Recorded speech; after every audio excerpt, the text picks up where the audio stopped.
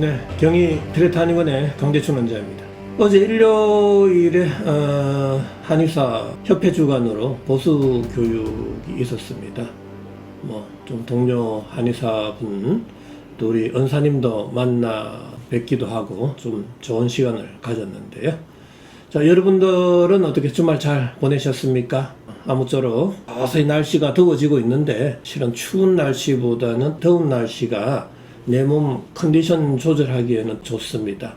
세포열 에너지 대사적 관점에 있어서의 그 피레토 세라피는 더더욱 우리가 몸 관리하는데 좋은 계절이고요. 질병이 있으신 분들은 이 시기에 반드시 좀 치료를 해야 가을, 겨울에 덜 고생하시고 또 완치할 수 있는 좋은 계절이다라고 생각해 주시기 바랍니다. 자, 오늘은 이 공황장애, 우울증도 같이 올 수도 있고요. 또 불면증도 올 수도 있고, 가슴이 두근거려서 사람하고 이 대면 접촉하기도 어려운 증상들이 어떻게 나타나는 질환인데요.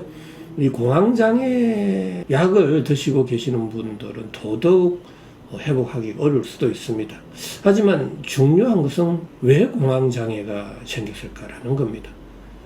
지금 제가 누누이 강조하죠. 제 피레토 세라피적인 관점에 있어서 내 몸이 완벽하게 건강할 수 있는 조건, 또 내가 영생할 수 있는 조건, 내가 영원히 죽을 수 없는 조건을 반드시 이해하셔야 된다 그랬죠.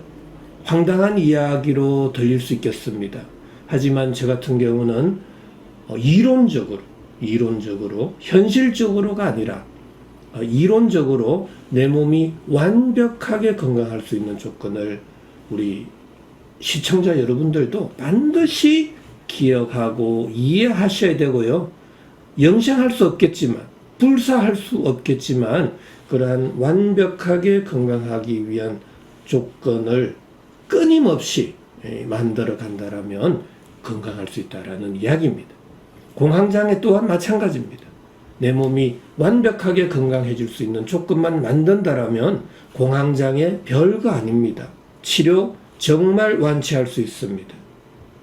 자, 오늘은 그러면 공황장애가 왜 발생하고 또 어떻게 또 치료해야 되는지 우리가 환자분들의 그 질문을 가지고 제가 하나 둘씩 풀어봐 드리는 시간 갖도록 하겠습니다. 자, 오늘도 시작하겠습니다.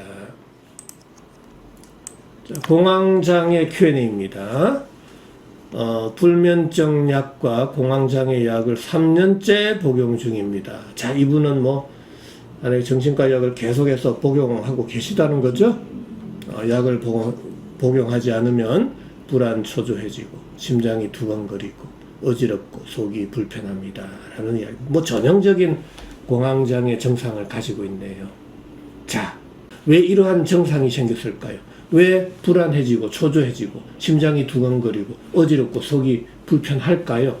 자, 이것을 이해하려면 우리는 내 몸이 완벽하게 건강하기 위한 조건을 이해하셔야 된다 그랬죠? 자, 그러면은 피레토 세라피에 있어서 가장 핵심적인 요소들, 그러한 자료들을 한 번 더 다시 살펴보겠습니다. 반드시 이거는 어떤 질환에 있어서도 기억을 하셔야 되고 또 적용을 하셔야 된다라는 이야기입니다. 왜 우리가 밥을 먹고 옷을 입고 집에서 잠을 자는 이유? 뭐라고 그랬죠? 제가? 바로 심부온도 37도를 유지하기 위한 행위라고 그랬습니다. 자, 심부온도라는 것은 바로 면역입니다. 면역. 그렇게 보셔야 됩니다. 자, 면역력이 떨어졌다? 심부온도가 떨어졌다라는 이야기입니다. 면역력이라고 하는 것은 어떤 외부에서 들어오는 항원과 싸울 수 있는 힘을 말하는 겁니다. 그럼 내 체온, 심부체온입니다. 심부체온이 항시 37도를 유지할 수 있다라면 나는 무병장수할 수 있다. 영원히 살 수 있다. 죽지 않을 수 있다라는 이야기입니다. 잘 생각해 보세요. 우리가 총에 맞아서 죽는 이유는 뭘까요?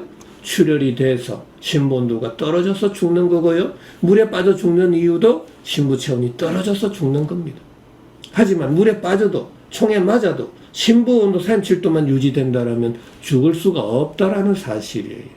그러면은 우리가 일반적인 생활 속에서 심부온도만 유지되면 결코 질병이 발생하지 않을 수 있다. 공황장애도 근본적으로 치료될 수가 있다라는 이야기입니다. 제가 연구한 바에 의하면 모든 질병의 99.99%가 심부온도가 내려가서 병에 걸린다라는 사실이에요. 심부온도가 올라가서 병에 걸려서 죽을 가능성은 0.00001%도 안 된다라는 거예요. 왜? 항시 우리는 심부온도가 낮은 환경에서 살고 있기 때문에 심부온도 올라가기보다는 심부온도가 내려갈 가능성이 너무나 높다라는 거예요. 심부온도가 올라가서 죽는 경우는 우리가 화재가 났을 때, 또 일사병, 열사병, 열피비와 같은 고체온증일 때만 심부온도가 올라가서 병들어 죽는 거예요.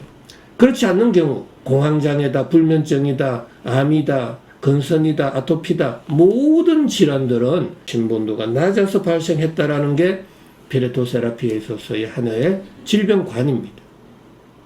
자, 이것도 한번 보세요. 심부온도만 태어났을 때 온도 37도만 유지만 될 수 있다면 영원히 살 수 있는 거예요. 하지만 심부온도가 급격하게 떨어질 경우에 있어서는 바로 요절할 수 있다. 질병에 걸려서 빨리 사망할 수 있다라는 이야기가 되는 것이죠. 자, 그런데 심부온도가 내려갈 경우에 있어서는 피부온도가 어떻게 된다고요? 올라간다라는 사실입니다. 자, 이걸 꼭 기억해 주셔야 돼요. 우리가 병원에서 측정하는 체온은 심부 체온 아닙니다. 피부 체온이에요. 피부 체온을 가지고 심부 체온인 양 체온이 높다면 그냥 해열제를 주게 돼요. 그러나 그 약물에 의한 부작용이 너무나 심각할 수가 있어요. 자, 심부 온도는 뇌를 포함한 오장육부의 온도를 말하죠. 피부 온도는 두피를 포함한 사지의 온도를 말하는 거예요. 근데 여기서 중요한 게 있어요. 세포는 심부 체온 37도일 때 가장 정상적인 생리 기능을 유지하게 돼 있어요. 정상적인 생리 기능을 유지할 때 정상적인 생명 현상을 발휘하게 되고 건강을 유지할 수 있다는 거예요. 하지만 심부 온도가 올라갈 때는 피부 온도를 낮춰버려요. 심부 온도가 내려갈 때는 피부 온도를 올려버려요. 바로 그러한 과정 속에서 체온의 항상성을 유지하게 된다라는 이야기입니다. 체온의 조절 중추는 시상하부죠. 시상하부에서 그렇게 만들어버린다고요. 그런데 문제가 심부 온도가 내려갈 때 피부 온도가 올라간다라는 거예요. 이 피부 온도가 올라갈 때 다양한 질병이나 증상들이 발생할 수밖에 없다라는 게 저의 주장입니다.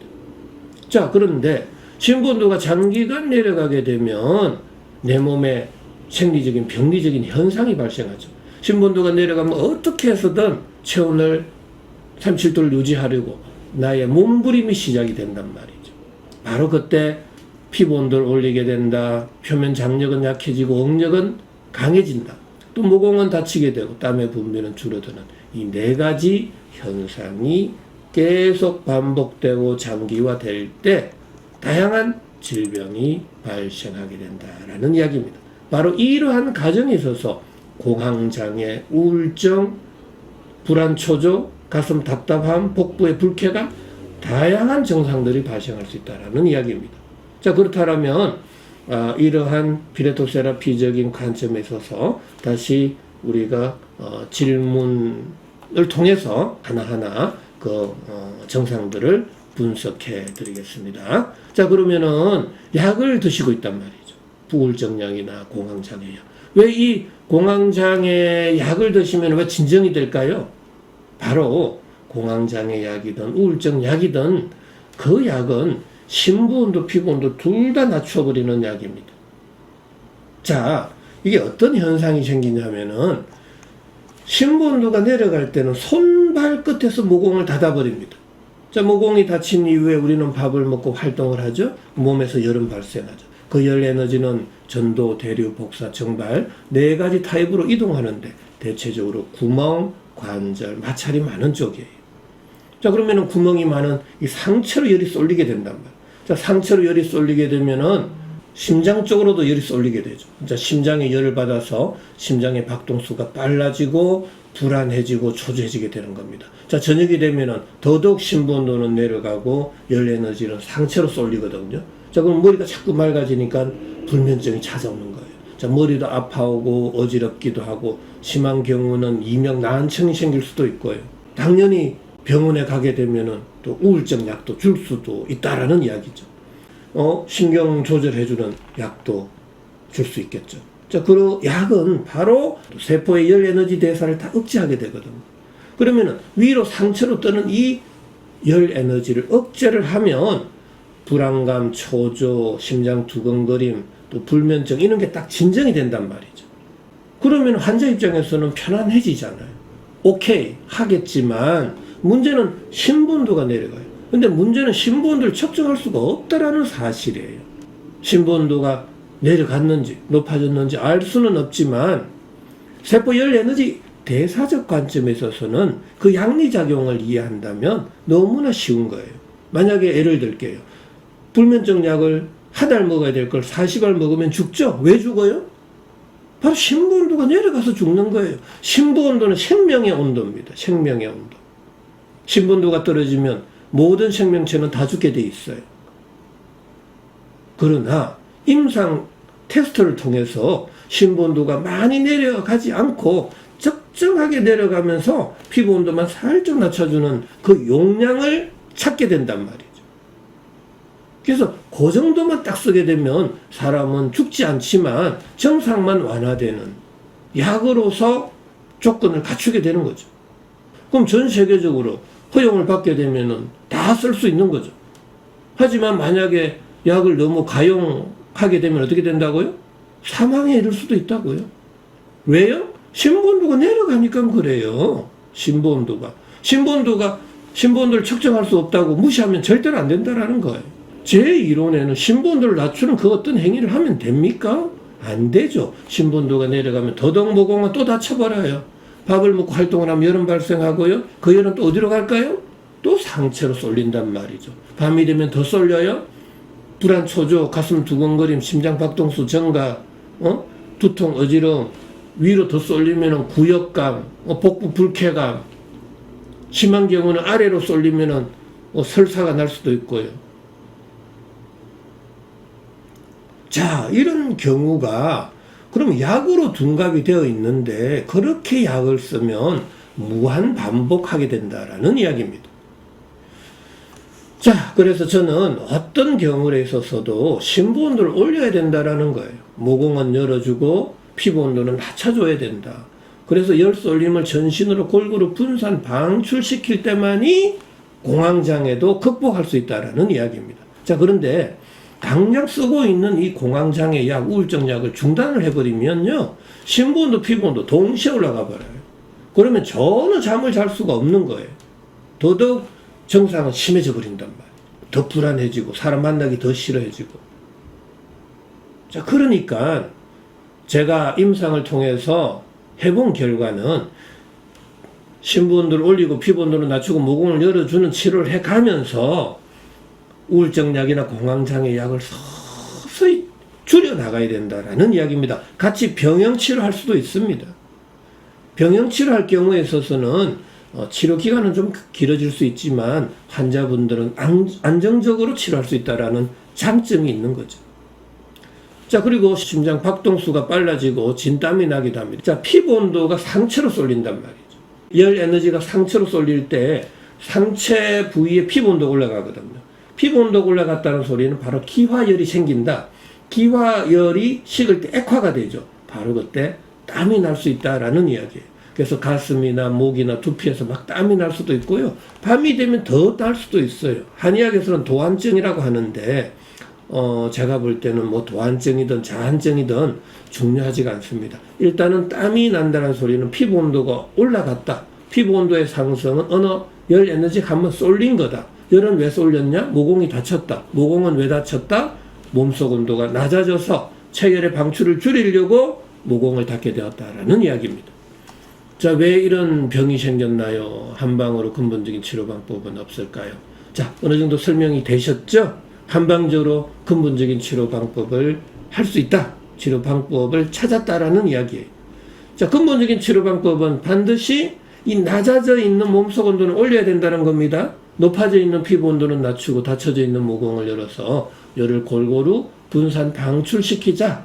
그럴 때만이 이 상체 쪽으로 눈, 코, 귀, 입이 있는 상체 쪽으로 열이 안 쏠리는 순간 높아졌던 피부 온도는 낮아지게 된다라는 이야기. 그럴 때만이 불안, 초조, 불면증, 두통, 어지럼증, 구토, 구역감, 진땀 나는 거 동시에 사라질 수 있다라는 이야기입니다. 자, 왜 우리가 병이 발생했는지 반드시 기억하셔야 되고요. 저희 피레토 세라피적인 관점, 세포열 에너지 대사적인 관점에 있어서는 반드시 모든 병은 거의 99.99%가 신분도가 낮아서 발생했다라는 이야기고요. 신분도가 낮아지는 요인은 너무나 많습니다. 내가 밥을 안 먹어도, 옷을 얇게 입어도, 방 안의 온도가 낮아도, 자, 기압이 떨어져도, 고공으로 높은 산으로 등산을 해도, 비행기를 타도 신분도는 떨어질 수 있어요.